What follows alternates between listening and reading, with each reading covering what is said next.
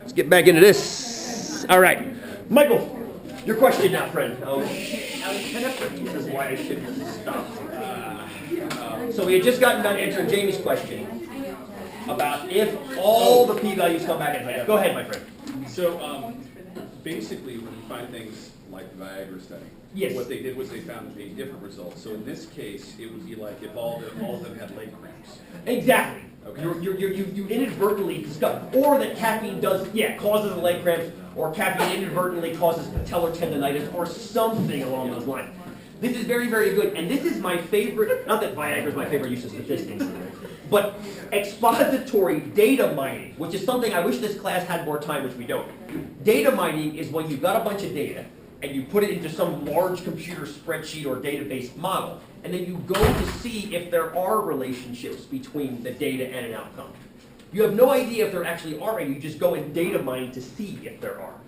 That's kind of, on a small scale, what you're talking about. You're expecting one result. You're expecting caffeine to lower heart rate, but what does it do instead? Instead it causes paddle sores. Okay, or something. I mean, just, if it some other result that's not what you were expecting, but is significantly influenced by that. Yeah, that's one of my favorite uses of statistics. Exploratory. It's like, oh, here's what happened. We weren't expecting that, but here's what happened. Does that ish make sense? Ish? Good. Great question. Great question. And we lose that in the news because the news says things like study show, study show, study show. What they kind of hide is, what were they looking for? Were they looking for that or something else? Right? Were they actually setting out to prove that? That's when you get into trouble. Remember The Fugitive, the movie The Fugitive, when you see that. It's tied to 244 as well. Those little slides, they look too good. They look too, it was in The Fugitive. I'm showing my age a little bit here. Oh, okay. They just did that with Harrison Ford. Oh yeah, that's Did they redo the movie? No, they just did that same thing with the Amanda Knox case in Italy. Amanda Knox. Tell me more about this. The nanny, or no, the She and her boyfriend allegedly murdered some girl, and they got acquitted because they found DNA on a knife, but they threw it out because they only did the test twice. So a new judge threw it out because the competence rule wasn't correct. Oh, hell, I gotta go find I emailed you the article. Did you? Now Yeah. they're retrying her. And now she's getting retried. Oh my goodness. Yeah. You emailed this to me, Jared? Yeah, she's I already did, yeah. Thank you. I had it a couple days ago, but I just emailed it to you. Oh, thank you. I didn't even hear about this. Yeah. And they used the penny heads or tails. Yes, as chance examples outcomes. on and they list two of them so it's the exact same thing. Thank you. I hope that sounds captured. I'm very excited right now. Well, no, this happens. It seems like every 20 years, a court case cycles through. Let me give you another example. If we have time, we'll get to this in class. Sally Clark. This is about, I want to say back in the mid-90s. She was a lawyer in England. And her and her husband had a child who died of SIDS. They call it cot death here, or there. Here it's called SIDS. It's a sudden infant death syndrome. Child just dies in the middle of the night. They had another child, second child died of SIDS. So she's tried for murder, and her husband tried for murder, because the random chance of a child dying in England at that time was like 1 in 8,000. So they used crappy mathematics and said, well, the chance of 2 independent children dying, both dying of SIDS, is 1 in 8,000 squared, which is 1 in 64 million, which is basically a p-value that's extraordinarily small, which means the assumption of innocence is impossible to believe, which means we have to believe she's guilty. This is basically how court cases work, right? You're innocent until the data comes in and shoves you far enough this way so you're beyond a reasonable doubt. I mean, it's the same practice as what goes on in a court case. What they ignored was the fact that both her and her husband, or at least one of them, was carrying a genetic marker that made SIDS more likely. And if they actually had just looked at the data in the correct way, 7 times in recent years from when their child died, including them, they were 1 of 7 that actually did have multiple children dying at night of SIDS. So the probability wasn't 1 in 64 million, it was 1 in 7. What's 1 in 7? Gesundheit. 14%. Bigger than 5%. Which means we have no reason to think, Gesundheit, we have no reason to think that she's not innocent, right? Or she's a murderer. Because the problem was, the mathematics happened after she was already in jail and mentally, I mean, imagine going to jail for killing your kids when you actually did it. Yeah. She fell into this alcoholic depression and she ended up dying a couple years later. Right? She got released from jail but then ended up dying because she was just so mentally distraught. I mean, But it seems like every 20 years. They just released a nurse in the UK for the same thing, for using bad math. They really? She was spent 7 years. Because they did the same thing on when she was on shift, when she wasn't. Right. Maybe it's more than every 20 years. Maybe a lot more in the UK. Or maybe it's more in the UK. Maybe. Oh, right, yeah, you can put in it. Yeah, Jacob. Yeah, I just drink more coffee. I had 3-4 years ago, there was an ELF fire, Earth Liberation Front fire. Kid got thrown into jail for setting arsons. And they do that. I mean, the ELF folks do set arsons. They set arsons to things that they think are encroaching on national land. This was spotted out encroachment. And I had to actually I didn't go to court, but I submitted stuff for court that essentially said, the accusation of the kid was that he's willfully destroying fire with no respect for people's lives. And what I looked at was, I'm like, look, I can't justify what the kid did as far as setting fire go, but I can definitely question the willful disregard for people's life and well-being. How can you do that? I was like, well, when you look at the normal forest fire, on average, 8 people die. For arson set, no, I shouldn't say forest fires, for arson set, at the time, the parameters that I had were on average, 8 people die per arson set fire. That was just the average. He had no people dying. I said, what's the likelihood if an average of 8 people die, and this kid sets fires where none die? And basically, it was 0.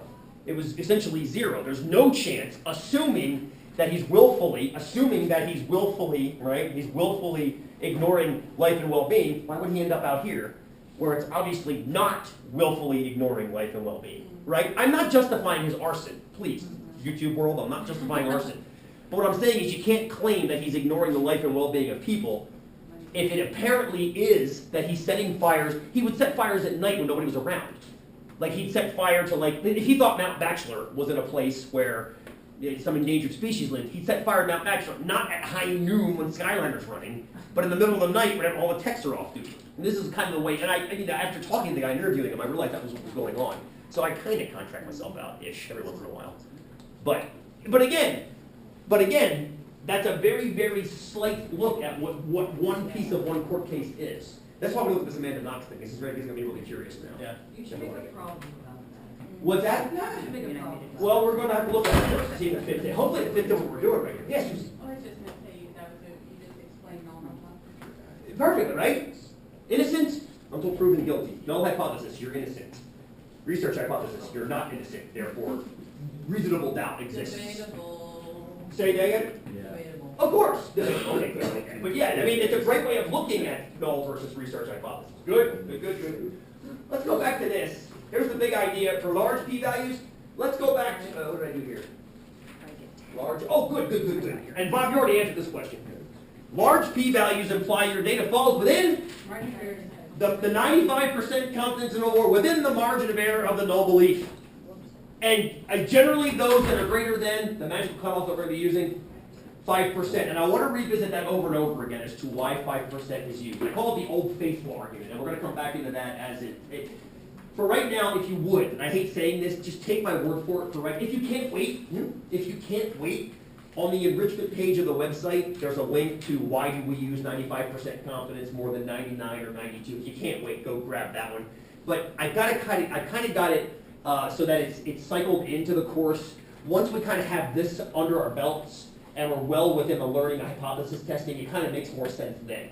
So if you would, just kind of bear with me and you'll see where all that kind of comes in. Okay. Big idea continued, small p-values. And again, less than 5%. It's pretty much the opposite of a large p-value. It means that the two pieces of the conditional probability good, independent of each other. So basically, you've got this research belief that caffeine had no lowering effect during submax, but the data says, my sample says it did. So the sample says it lowered, the population believes it doesn't. Those are two different beliefs. Good, very good. I like the word independent. Good. Michael? So in the analogy of the fish tank, Yes. essentially what you're doing is locking one fish tank. Uh-huh. You're locking that into 95%. Yes. Data on the Yes. end, And then the other one, you're using your data that you collect for. And you're seeing where it slides. Correct. I love that analogy. Michael's got an analogy for the fish tank. So in other words, the 95% Gesundheit null hypothesis on the gray curve is a locked fish tank. and your data slides back and forth along a track, if you will, and we see if it overlaps the locked fish tank or not. 95% of the time, if there isn't a difference, it's going to show you there isn't a difference. But 5% of the time, you're going to get what's called a false positive. And we're going to analyze that more probably on Thursday. I'm taking a look at the time. False positives versus false negatives and why they can be so slippery. Because you can get a false positive. You can say that caffeine is, you can assume that caffeine's not lowering heart rate, and you can get data that shows that it does, but that was just one of those goofy tanks that landed too far this way. So there's a statistical significant difference, but it just so happened that it was one of those goofy 5% errors. That's called a false positive. You're saying something changed when in fact it didn't. So we'll come back to that on Thursday. But yeah, that's a great analogy actually, Michael. Cool so far? All right. Again, time this in again. Why do you have to use these annoying animations?